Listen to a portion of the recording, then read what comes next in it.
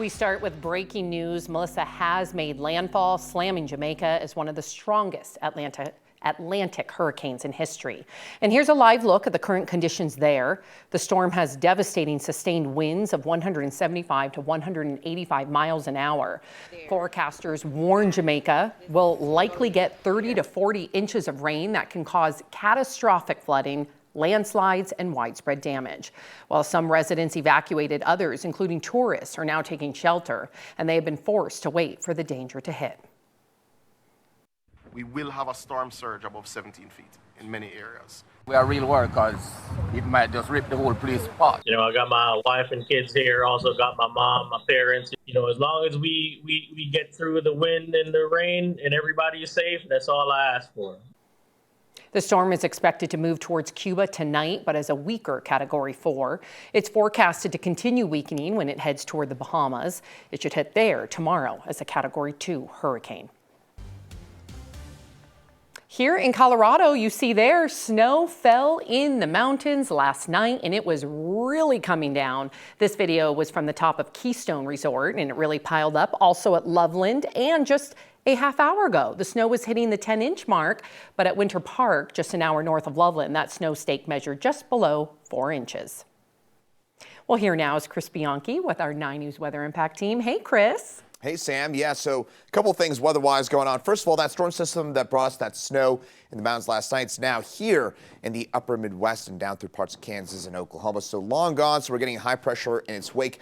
Do want to quickly touch on what we were just talking about there with Hurricane Melissa just making landfall, tied with the 1935 Labor Day hurricane as the strongest hurricane to make landfall on record in the Atlantic Basin. 185 mile an hour maximum sustained winds. The hurricane hunters were just in there a few minutes ago, I should say a few hours ago. They measured just above the surface a 252 mile an hour wind gust as this was making landfall. I mean, this is a devastating storm for Western Jamaica, certainly thinking about everybody impacted by the storm. Fortunately, here in Colorado, we're much calmer for us, right? We've got sunny skies, a little bit chilly out there, a bit of a breeze as well, low to mid 40s right now. Temperatures 40s, 50s, Eastern Plains, 30s for the most part in the high country. Radar quiet as could be after a very busy night last night. We actually had some of that golf ball sized hail out on the Eastern Plains. Very late for us to be talking about that, and some showers for us out across the Eastern Plains as well.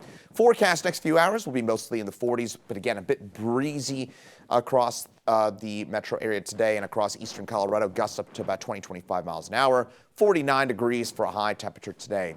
That about 10 degrees below average, but we'll warm up.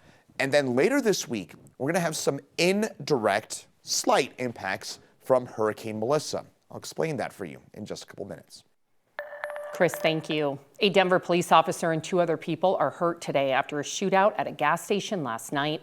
The suspect was killed at the Maverick near Parker Road in Peoria. Police were called a little before 9 for an armed robbery call. A witness called 911 from outside the gas station, telling police an armed person had locked themselves inside the store with 2 employees. As officers were developing a tactical plan, they heard shots coming from inside the business.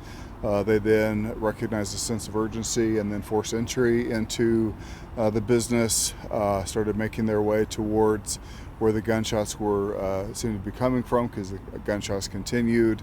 They ultimately did confront the armed subject who was firing at them. There was an exchange of gunfire. Ultimately, the suspect was down. And the chief says the officer was shot in the leg and had to have surgery, but we have not received another update. He said the 2 store employees also had gunshot wounds, but they believe they would survive. And now it is unclear who shot the rounds that hurt those store employees and how many rounds were fired. Denver police say CBI and the State Patrol will be leading this investigation. A female driver was killed in a single car crash on I-25 this morning, but the child in the car survived.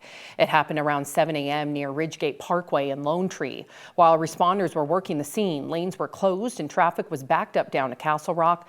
No word what caused that crash yet. The NTSB report on the plane crash near the Erie airport earlier this month shows the two people killed were a flight instructor and a pilot in training. The Weld County Coroner's Office says the victims killed on October 19th were 22-year-old Niles Tillenius of California, and 21-year-old William Johnston of Florida. The crash report shows the two were doing touch-and-go landings on the runway when witnesses say the plane tumbled or flipped, then spun to the ground. But so far it is unclear why that happened. The lawyer of a man whose murder conviction was overturned because of the CBI's DNA scandal is exploring comparisons between his case and the unsolved JonBenet Ramsey murder. The team was in court this morning requesting records about how the Ramsey investigation was handled. Michael Clark's conviction for a 1994 murder was tossed earlier this year after CBI analyst Missy Woods was caught manipulating evidence in hundreds of cases. Clark will be tried again, and his defense team is requesting all records from the first 48 hours of the Ramsey investigation, along with any documents that critique the police department's handling of it.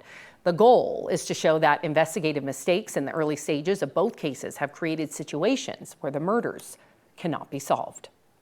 They were grossly incompetent to investigate a murder. They'd made up their mind that it was the parents, one of the parents, they didn't know which one.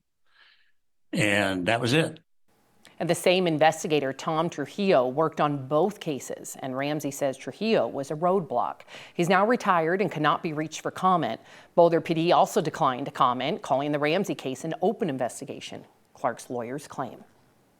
Aurora police data shows car thefts are down more than 40% so far compared to last year. Still, the department says dozens of cars are reported stolen every week.